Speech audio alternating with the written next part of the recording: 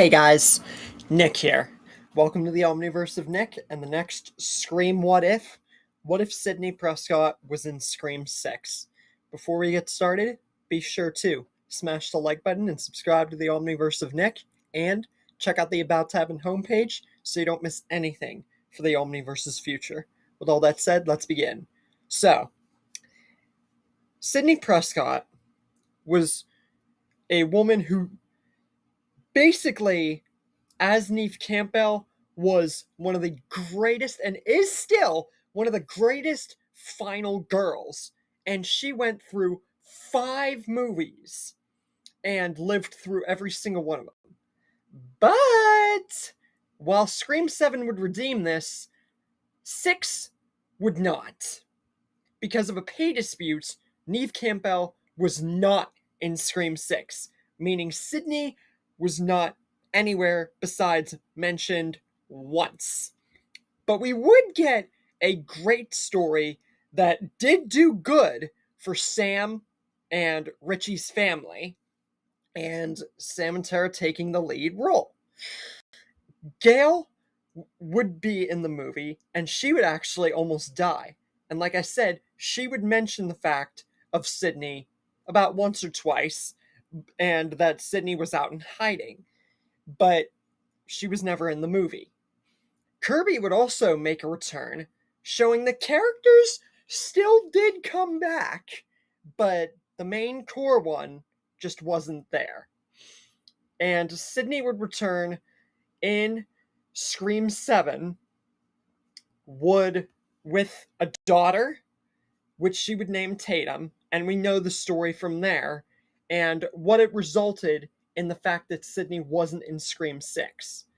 Alongside the fact of Sam, Tara, and Kirby not being in Scream 7. So it was almost like a role reversal, if you think about it. But this is because of real life actions and movie plot and so on and so forth.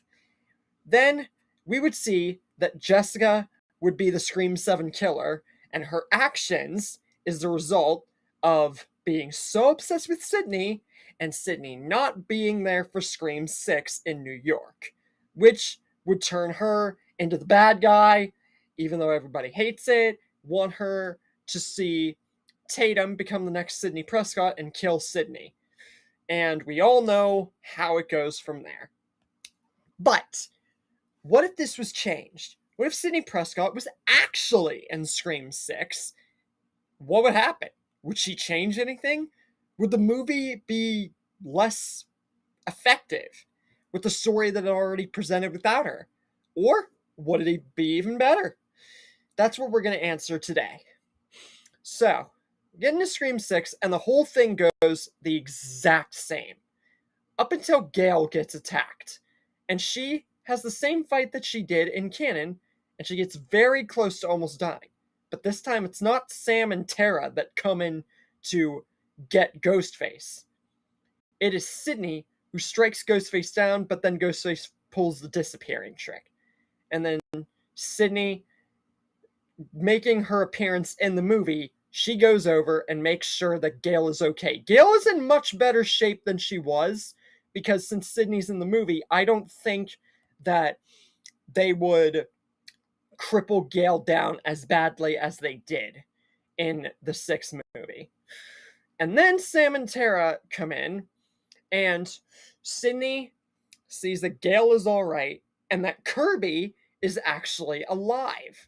And then they meet up with Chad and Mindy, and everything comes out of the fold for Sidney and everything that's going on. That they don't know what this is, and that clearly this is some sort of revenge plot. And it would be discovered whenever the police detective father and the kids, basically Richie's family, that's all you need to know about him, they would unmask themselves and be the ones to take revenge.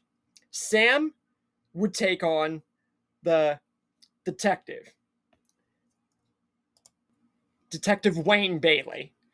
Sam would fight Detective Wayne Bailey, and with Sidney, Gail, Kirby, Tara, and the Meeks siblings, it's an utter slaughterfest for the other two children. And Detective Wayne Bailey is on the ground begging for his life, but he would still die. But don't worry, I have a separate what if planned for what if he was actually spared, because I have something in mind for that. So yeah, this is about Sidney in Scream 6 though. And then Sidney has a full heart-to-heart with Sam and Tara about what they have gone through, what Sam's role is, Tara's, and just where to go from here. She says she never would have expected a daughter of Billy Loomis to be on the path that she has, but that doesn't mean that she has to become like him. If she has to protect her sister and anyone she loves, she can understand that. But she says no matter what visions she sees or anything like that, don't let it take away from who you try to be as a great person. And she tells Tara to keep being there for her sister, but the both of them need to respect each other. And like, because there was that disagreement about Sam being too overprotective and all that, and it's like, you have to let me go and all that stuff.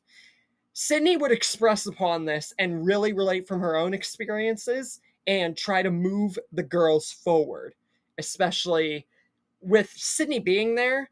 I feel like someone would have to. And Gail and Kirby and Sidney would have a whole heart to heart and maybe sort of a kind of a full circle moment. And overall, I think that would be it. They wouldn't talk about too much more, I feel. Then we get to Scream 7. And honestly, this could go 3 ways. Number 1, the whole movie goes the same. Jess is still the killer, and the 2 randos that really did not do anything and were taken out in a single shot. A car wreck, mind you, after he got speared multiple times. And then obviously Jess gets that very brutal ending. Number 2, Sam becomes Ghostface, like Skeet Ulrich, Billy's, actor. And that's how they do Scream 7, which is a thing that I also have for another what if. And number 3, Stu Macher is the head honcho of Scream 7. Now, I've already done a story about Stu Macher surviving. I've already had him survive in multiple what ifs, and I have a thing for him actually surviving. Because he burned down his own house, all the scars in his face, and the detailing of that first call, the intenseness of it, and the fact that it was never shown like this of Stu Macher in any of the other chats that were actually AI, along with Mrs. Loomis, Roman, and Dewey. Showing could have been the real Stu, but I've talked about that, and this is not about Stu specifically. This is just what I think is liable for Stu in this story, and I'm explaining myself further about what I'm doing with Stu as a whole. Just going to show, any of these 3 angles, Sidney being in Scream 6 would have been a whole different route for Scream 7, and maybe a much better full circle moment for the characters that probably will. So, this is what would happen if Sidney Prescott was in Scream 6. Overall, it was a lot, and yet not a lot, because it's only one movie. True, I could make a different story regarding Sidney and just the entire scope of Scream 6, but that would involve making some kind of new movie altogether. You know what I'm saying?